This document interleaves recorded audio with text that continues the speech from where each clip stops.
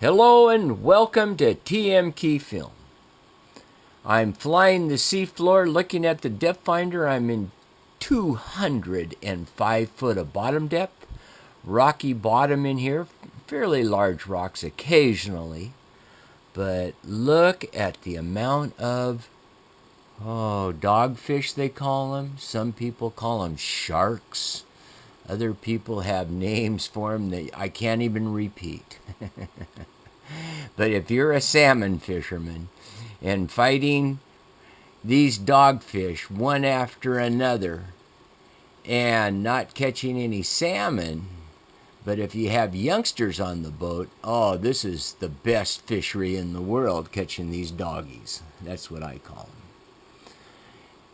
The amount of these fish, and there's a ratfish there, but the amount of the fish that are in here, of these mud sharks, we're going to call them again. Look at the rope. There's a rope right there, real heavy one too. That wouldn't be for a crab pot. That would be something else. I'm not quite sure. I don't want to get messed up in it. But you can see the seafloor, how rocky it is. And in these areas, if you look at your depth finder, you'll see that a good, strong signal comes back telling you that you got a pretty heavy rocky bottom. And these are the areas that I'm finding these sharks in. And as we fly along, I look at my depth finder. Now we've shallowed up 189, and another big rock there. Lots of marine snow. But you come into these large groups of these sharks, and it's just amazing how many they are, all together like that. If you've just joined us for the first time on TMK Film, we're researching the seafloor of Puget Sound and also the seafloor of the freshwater lakes in Kitsap County.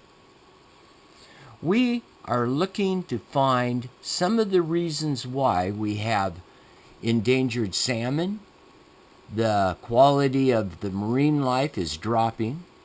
Shellfish are unsafe to eat in certain areas, and the fentanyl drug crisis is now coming into the Puget Sound off the beaches of the homeless. And as you can see here, it hasn't affected any of the dogfish, though. But I just want to welcome all the new viewers. And if you've been with us a while now, we're starting to spread out across the world. And I am excited to share this information with everyone. And together, good people really do make good things happen. And if you're a company out there that's enjoying what we're doing and you feel like maybe you'd like to be a sponsor with us, put your name on our boat, be involved in cleaning up and understanding the problems and also the good things in Puget Sound. We're not just being negative, we're being honest and truthful. It's pretty hard to say one thing and then show something else.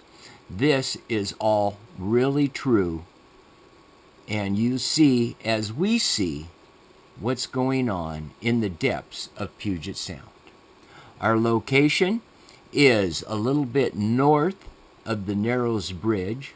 Some people would call it Point Defiance, the Gig Harbor area, Vashon Island, and that whole area in here we've been flying, and it's nothing but a heavy rocky gravel area, but it's loaded with these dogfish. And another thing that I want to share with you is if you swing over to Dock Seas under Puget Sound. Now we have a live feed set up in a creek system, and we've been wanting to know, do native salmon spawn with hatchery salmon? The native salmon, of course, has the adipulse fin, and the hatchery salmon has no adipulse fin.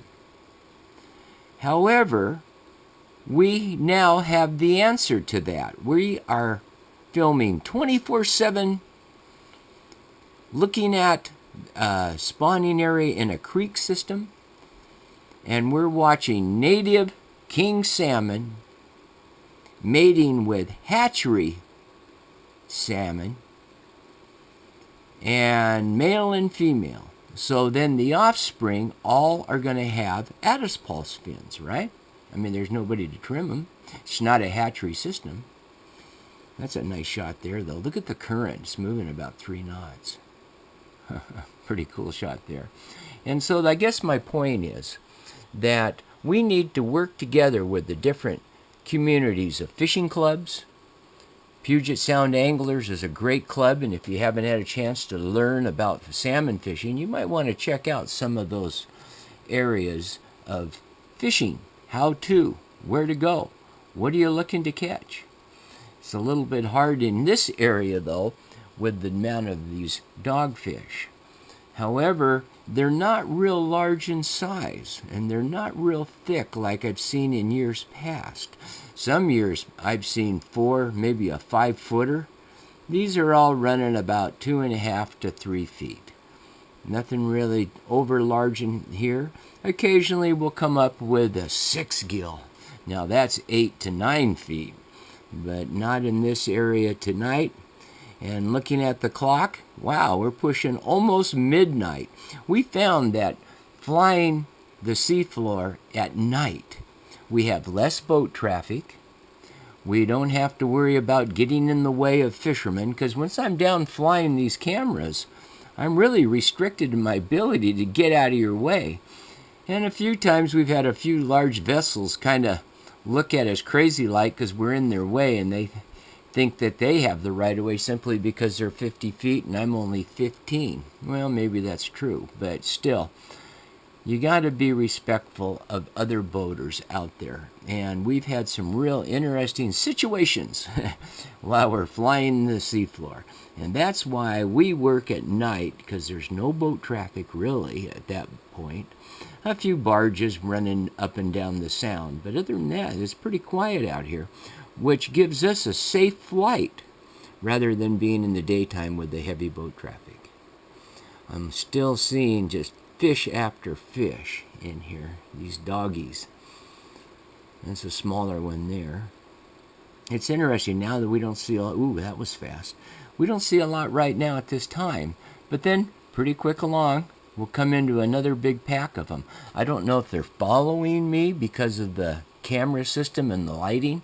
Also, you know, we put out a lot of electricity, and that lateral line on those fish, they kind of get excited about it when we come up next to them. I've watched them kind of attack the camera at times and swim right next to us and follow along as we move over the seafloor.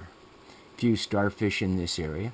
This pretty much staying flat. Looking at my depth finder, well, actually we have dropped in a little bit deeper water. We're at 207 right now. But I'm really enjoying bringing this information to you, the viewer. And if you have a chance, continue giving me your information of ideas of where we're going. And like I said earlier about sponsors wanting to come along and be a part of this, oh, it'd be wonderful to have a company come out and say, yeah, we want to know about Puget Sound. Our company wants to help improve the water quality and the salmon fishing for the Northwest. Wouldn't that be something? So if you have any friends out there, let's see if they want to hook up with TFR and have a good time learning about the Puget Sound area.